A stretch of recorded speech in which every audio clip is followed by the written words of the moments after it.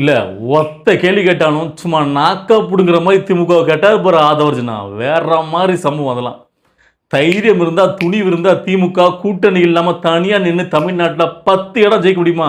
சென்னையில் ஒரு இடமா ஜெயிக்க முடியுமா? வேற மாதிரி சம்பவம். சட்டசபையில் பிச்சு உதறினார் இன்னைக்கு ஆதவ். ஸோ உண்மையிலேயே ரோசமான சூடு சோறு ஏதாவது இருந்துச்சுன்னா திமுக தனியாக நிற்கணும் தேர்தலில். நான் வர்றாங்க நாங்கள் தனியாக நின்று உங்களுடைய பலம் என்னன்னு நிரூபித்து காட்டுங்க. ஏன்னா தமிழ் வெற்றி கழகம் வந்த முதல் தேர்தலில் தனியாக நின்று 108 இடங்கள் ஜெயிச்சு இன்னைக்கு ஆட்சியை பிடிச்சிருக்காங்க. நீங்கள் இத்தனை வருட காலம் 75 ஆலமர கட்சின்னு பீத்துறீங்கல்ல, தனியாக நின்று ஜெயிச்சு காட்டுங்க. எந்த கூட்டணி கட்சியோட ஆதரவு இல்லாமல். அப்புறம் மாற்றிட்டுக்கிடுங்க நாங்கள் திமுக எப்படிப்பட்ட கட்சின்னு அப்புறம் மாற்றிட்டிக்க வேண்டியதான் நீங்கள். இதுக்கப்புறமாவது ரோசம் மானம் இருந்தால் ஏதாவது முயற்சி பண்ணி பாருங்கள் திமுக. அதுக்கப்புறம் நீங்கள் வந்து பார்த்தீங்கன்னா கூட்டணி கட்சியில் பற்றி பேசலாம். ஸோ அதான் என்ன நடந்துச்சு இன்றைக்கி சட்டசபை அப்படின்னு கேட்டிங்கன்னா நிறைய விஷயங்கள் நடந்துச்சு. அதில் முக்கியமாக எனக்கு ரொம்ப பிடிச்சது இந்த விஷயம் தான். என்ன கேட்டிங்கன்னா திமுக கட்சி எப்பவும் பார்த்தீங்கன்னா பயங்கரமாக ஒரு பெருமை பீத்திக்கிடுவாங்க. அதாவது இப்போ வந்து பார்த்தீங்கன்னா திமுக கட்சியுடன் கூட்டணியில் இருந்த கட்சிகள் ஜெயிச்சதுக்கப்புறம் விசிக, ஐஎம்எல், காங்கிரஸ் இவங்களாம் பார்த்தீங்கன்னா இப்போ டிவி கட்சியில் போய் சேர்ந்துட்டுல அதை குத்தி கட்டுற விதமாக அதாவது நஞ்சு விசுவாசம் இல்லாதவங்க அப்படின்னு சொல்லி பயங்கரமாக இதை ஒரு குற்றச்சாட்டாவே ரொம்ப நாளாக வச்சுட்டு இருக்காங்க. ஸோ இன்றைக்கி சட்டசபையிலே அந்த வாக்குவாதம் வந்த உடனே அதாவது அந்த கட்சி சார்பாக எந்திரிச்சு பேசுறதுக்கு முன்னாடியே அவங்க சார்பாக ஆதவர்ஜுனா கொம்பம் காலத்தில் இறங்கின மாதிரி இறங்கி ஒரே போட்டார் மனுஷன். அதான் இந்த கேள்விலாம் கேட்டார் நாக்கா பிடுங்குற மாதிரி. நீங்கள் உங்களால் மட்டும் அவங்க ஜெயிக்கலை, அவங்களால தான் நீங்கள் ஜெயிச்சிருக்கீங்க. அவங்க இல்லாமல் என்னைக்காவது நீங்கள் தனியாக நின்றுருக்கீங்களா எந்த தேர்தலையாவது? அப்படி நின்று ஜெயிச்சு உங்களுடைய பலத்தை காட்டினே இப்போ நீங்கள் சொல்லலாம். இல்லை 2 பேருக்குமே பங்கு இருக்குது. பொதுவாக ஒரு கூட்டணினா எல்லாராலையும் தான் இந்த ஓட்டு வாங்க முடியும். ஸோ அப்படி நீங்கள் மட்டுமே ஜெயிக்க முடியுமா? நீங்கள் தனியாக நின்றுக்கணும். அப்படி தான் உங்களுக்கு வரலாறே கிடையாது. உங்களால் நிற்க முடியலையே. அப்புறம் என்ன மனக்கு நீங்கள் அவங்கள வந்து பார்த்தீங்கன்னா உங்களால் தான் ஜெயிச்சாங்க, அவங்களால தான் ஜெயிச்சு விட்றீங்க.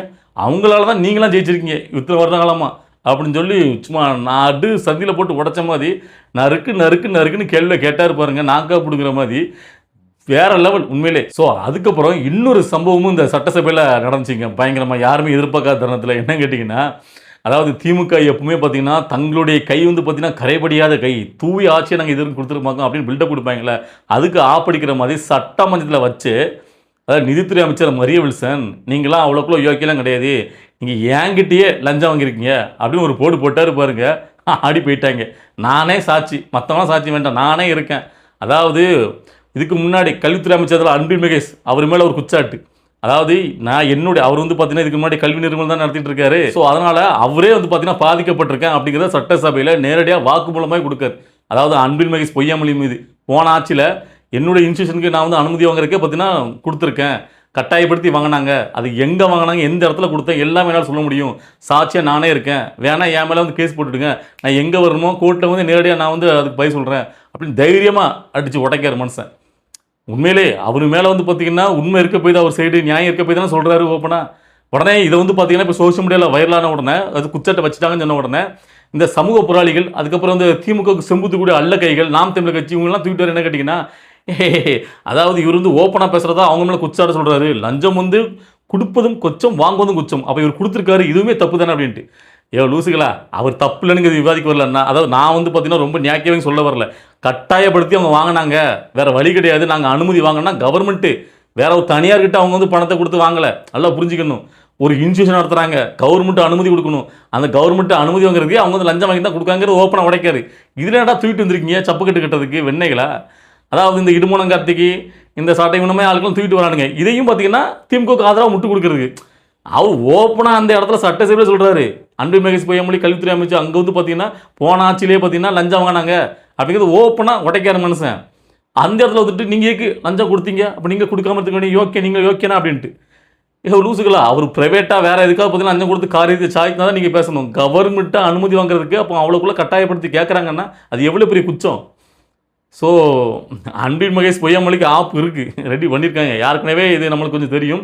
இன்றைக்கி அதனால தான் பார்த்தீங்கன்னா ஓப்பனாக சட்டசபையிலே உடைக்காரு நிதியமைச்சர். அன்பில் மகேஷ் பொய்யாமொழிக்கு கூடிய சீக்கிரத்தில் ஆப் கன்ஃபார்ம். ஸோ அதுக்கப்புறம் இன்னொரு முக்கியமான விஷயம் என்னன்னு கேட்டிங்கன்னா, நம்ம நேற்று கூட இதை பற்றி வீடியோ போட்டிருந்தோம். அதாவது தஞ்சாவூரில் ஒரு கல்யாண வீட்டில், இப்போ கல்யாண வீட்டில் தானே ஒப்பரியாக வச்சுட்டு இருக்காங்க திமுக. அதில் வந்து பார்த்தீங்கன்னா உதயநிதி ஸ்டாலின் அவர்கள் உட்கார்ந்துருக்காரு. அவர் முன்னிலேயே திமுகவோட எம்எல்ஏ துரை சந்திரசேகர் ரொம்ப அவதூறாகவும் ஆபாசமாகவும் முதலமைச்சர் விஜய் அவர்களையும், அதாவது பெண் அமைச்சர் கீர்த்தனா இருக்காங்கல்ல, ஒரு அமைச்சராக இருக்கவங்களே விமர்சிக்க தப்பு, அதுவும் ஒரு பெண் அமைச்சர், அவங்கள வந்து பார்த்து ரொம்ப இழிவாக கொச்சையாக ஆபாசமாக அந்த இடத்துல விமர்சிக்காரு. அதை ரசித்து பார்த்துட்டு இருக்காரு உதயநிதி ஸ்டாலின் அவர்கள். ஓகேவா? ஸோ அதை கண்டித்து இன்னைக்கு சட்டசபையில் பால்வளத்துறை அமைச்சர் அவங்க வந்து இதை கண்டனம் தெரிவிக்கிறாங்க. இது வந்து பேசுகிறாங்க சபாநாயகர் இதை குறித்து நீங்கள் வந்து பார்த்தீங்கன்னா நடவடிக்கை மேற்கொள்ளணும் அப்படின்னு சொல்லிட்டு அவங்க நேரடியாக சொல்கிறாங்க. உண்மையிலேயே இதன் குறித்து ஒரு நடவடிக்கை எடுக்கணும். அதாவது இவங்களுக்குலாம் என்ன ஒரு எண்ணோட்டம் இருக்குன்னு கேட்டிங்கன்னா, நாம வந்து சட்டசபையில் பேசினா தானே அது வந்து பார்த்தீங்கன்னா நம்மள மேலே ஆக்ஷன் எடுப்பாங்க. நம்ம வந்து வெளியில தானே பேசுகிறோம். பொது வெளியில் பேசுறதுக்குலாம் எப்படி இவங்க ஆக்ஷன் எடுக்க முடியும்? ஏன்னா இங்கே சட்டசபைக்குள்ளே பேசுறதுக்கு தான் சபாநாயகர் ஆக்ஷன் எடுக்க முடியும். ஸோ அப்படின்னு சொல்லிட்டு அவங்க வந்து பார்த்தீங்கன்னா வெளியில் என்ன வேணால் பேசுகிறது ரொம்ப அவதூறாக ஒரு எல்லை கடந்து பேசிட்டு இருக்காங்க. ஸோ அதுக்கு ஒரு முற்றுப்புள்ளி வைக்கிற மாதிரி தான் இன்றைக்கி சட்டசபையில் வச்சு பால்வழி துறை அவர் கண்டிச்சிருக்காங்க. ஏன்னா இங்கே உள்ள எம்எல்ஏ தானே, ஒரு எம்எல்ஏ சட்டசபையில் இருக்கீங்களா, உங்களுக்கு நாகரிகம் கண்ணியம் தெரியாதா அப்படின்ட்டு நேருக்கு நேராக அது ஒரு கண்டனம் தெரிவித்தாங்க. உண்மையிலே வரவேற்கிறேன். அதுக்கு சபாநாயகர் அவர்கள் இந்த நம்ம சட்டசபைக்கு நடக்கிற விஷயத்துக்கு நம்ம உடனே ஆக்ஷன் எடுத்துடலாம், வெளியில் பேசியிருக்கிறது எப்படி நம்ம எடுக்க முடியும், ஏன்னா இங்கே உள்ள எம்எல்ஏ தான். ஸோ அதை நான் வந்து அதனுடைய விதிகள்லாம் படித்து பார்த்து உண்மையிலே அதுக்கு நம்ம நடவடிக்கை எடுக்க முடிஞ்சால் அவர் மேலே கண்டிப்பாக நடவடிக்கை எடுப்போம் அப்படின்னு சொல்லியிருக்காங்க. ஏன்னா இப்போ இந்த மாதிரி விஷயத்துக்கு உடனே வந்து பார்த்தீங்கன்னா ஒரு வழக்கு நம்ம வந்து பார்த்தீங்கன்னா நம்ம வந்து அது மாதிரி இதை பண்ணால் உடனே என்ன சொல்லி கேட்டிங்கன்னா கருத்து சுதந்திரம் இல்லையா, இதுக்கெல்லாம் உடனே வந்து பார்த்தீங்கன்னா வழக்கு பாய்ஞ்சிருமா, உடனே கைது பண்ணிடுவீங்களா அப்படின்னு சொல்லிட்டு ஒன்று தூக்கிட்டு வராங்க. ஆனாலும் பார்த்தீங்கன்னா இவங்களுடைய அந்த அவதூறு ஆபாசங்கிறது ஒரு எல்லை மீறி போயிட்டு இருக்கு. அதாவது ஒரு அமைச்சருக்கே ஒரு பெண்ணுக்கு இந்த ஒரு நிலைமை அப்படின்னா சாதாரணப்பட்ட பெண்களுடைய நிலைமைலாம் என்ன?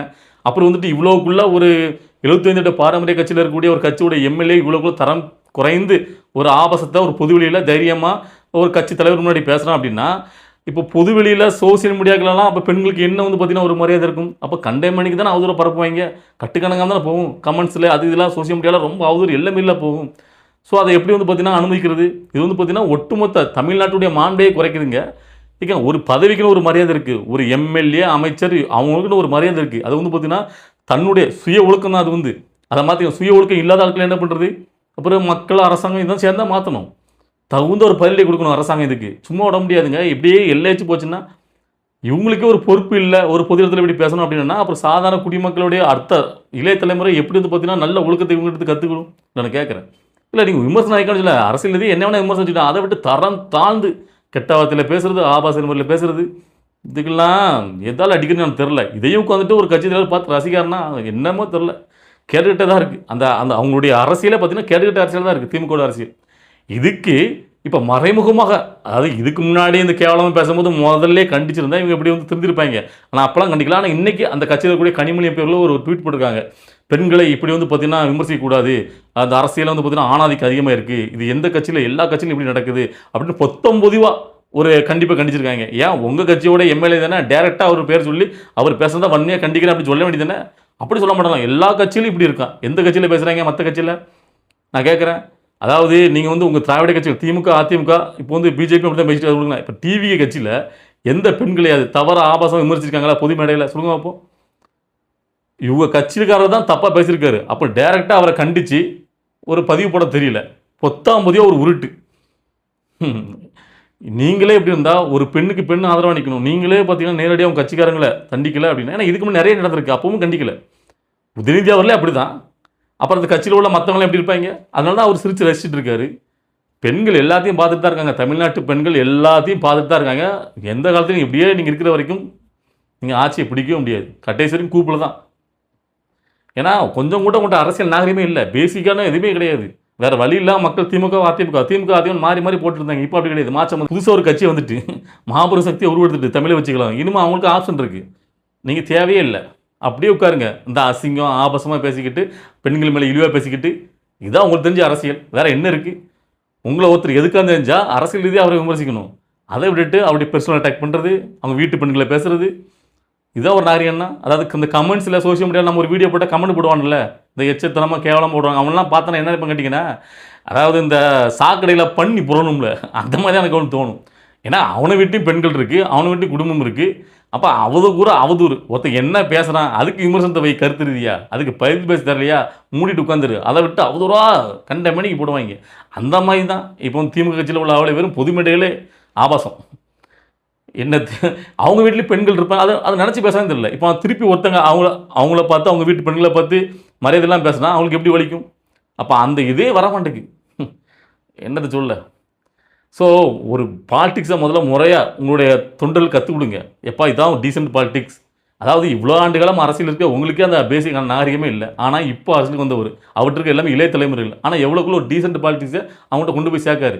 யாராவது ஒரு 2-3 வார்த்தை அதிகமாக பேசினா கூட எப்போ அப்படிலாம் பேசக்கூடாது, நம்மட்டுன்னு ஒரு நாகரிகம் இருக்குது, நீ அப்படி தான் பேசணும் அப்படின்னு சொல்லி அதுதான் ஒரு தலைவனுக்கு உண்மையான ஒரு நல்ல பண்பு. அடுத்த தலைமுறைகளை எப்படி அவர் வந்து ஒரு மாதிரி கட்டமைக்காரு ஒரு நல்ல வழியில்.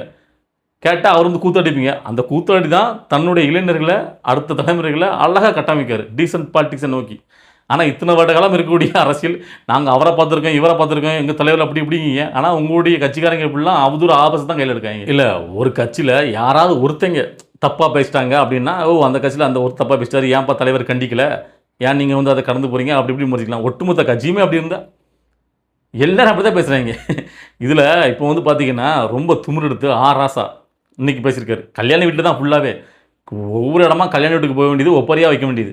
அந்த கல்யாண வீட்டில் போய் பொண்ணு மாப்பிள்ளையே பார்த்தது கிடையாது. அதான் இன்றைக்கி ராசா பேசியிருக்காரு. அதாவது நிர்மல்குமார் அவர்களுக்கு பதிலடி கொடுக்குறாரு. ஏன்னா நிர்மல்குமார் அவர்கள் சொன்னார், என்ன சொல்லிட்டாரு லாஸ்ட்டாக ஒரு ப்ரெஸ் மீட்டில், அதாவது அறிவாலயத்தையே இனிமேல் வெள்ளை அடித்து வாடகை விட்டுற வேண்டியதான் வருங்காலத்தில் 2 வருஷத்தில் அதை உங்களோட தலைவர் செஞ்சு காட்டுவார் அப்படின்னு ஒரு விமர்சனத்தை வச்சிருக்காரு. ஸோ அப்போ இதுக்கு என்ன ஒரு பதிலடி கொடுக்கணும்? நீங்களும் அதே மாதிரி அரசியல் ரீதியாக நாங்கள் வெள்ளை அடித்து வாடகை விட்றோமா, இல்லைன்னா நீங்கள் வெள்ளை அடித்து வாடகை விட்றீங்களா, பண்ணியிருப்பாங்களா அப்படிங்கிற மாதிரி விமர்சனம் வச்சா பரவாயில்ல. அதை விட்டுட்டு அதாவது சில தருதலைகள்லாம் ஏதோ ஜெயிச்சிட்டோம் அப்படிங்கிற மிதப்பில் ஓவராக பேசுகிறாங்க. அவங்க காரில் வந்து தேசிய கொடி வச்ச உடனே அவங்களாம் தலைகால புரியல, இந்த தருதலைகள்லாம் அமைச்சரால் இது அப்படி இப்படின்னு அந்த ஒரு அமைச்சர், அதாவது தருதல் அமைச்சர்கள் அப்படின்னு சொல்லிட்டு ரொம்ப கேவலமாக விமர்சிக்க அந்த ஆள். இந்தோடைய பேச்சு எல்லாமே பார்த்தீங்கன்னா இப்போ அவதூறு உச்சமாக தான் போயிட்டுருக்கு. அதாவது அந்த அமைச்சருங்கிற பதவிக்கு உண்டான மரியாதை உங்களுக்கு கொடுக்க முடியாதால நான் கேட்குறேன். அது என்ன அமைச்சர், தருதல் அமைச்சர், அவர் அமைச்சராக வச்சுருக்கதே மக்கள் தானே ஓட்டு போட்டு தேர்ந்தெடுத்து வச்சுருக்காங்க. என்னையா பேசுனீங்களாம் நீங்கள் பேசிகிட்டு இருக்கீங்க திமுகவில்? உங்களுக்கு மக்கள் இந்த அடி கொடுத்து நீங்கள் திருந்தல இன்னும் இருக்குது. இப்படியே பேசி திரிங்க காலம் முழுக்க நீங்கள் கூப்பிலே தான் உட்காந்துருக்கணும். எந்த காலத்துலேயும் உங்களுடைய கட்சி ஆட்சியை பிடிக்காது, எழுதி வச்சுடுங்க. ஸோ இந்த மாதிரி அரசியல் நிகழ்வுலாம் பார்க்கும்போது உங்களுக்கு என்ன தோணுது, நீங்கள் என்ன நினைக்கிறீங்க? இன்றைக்கி நம்ம இந்த பேசுகிற இந்த வீடியோக்களில் பேசின விஷயங்களை பற்றி உங்களுடைய கருத்துக்கள் எதாவது இருந்தால் கமெண்ட்டில் பதிவு பண்ணுங்கள். முடிஞ்சால் கொஞ்சம் ஹைப் பண்ணி விட்டு போங்க. ஸோ எல்லாருக்கும் ஷேர் ஆகும். சரியா? அடுத்தடுத்த அரசியல்கிட்ட நிகழ்வை பார்த்து நம்மளுடைய வீடியோ வரும். வெயிட் பண்ணுங்கள்.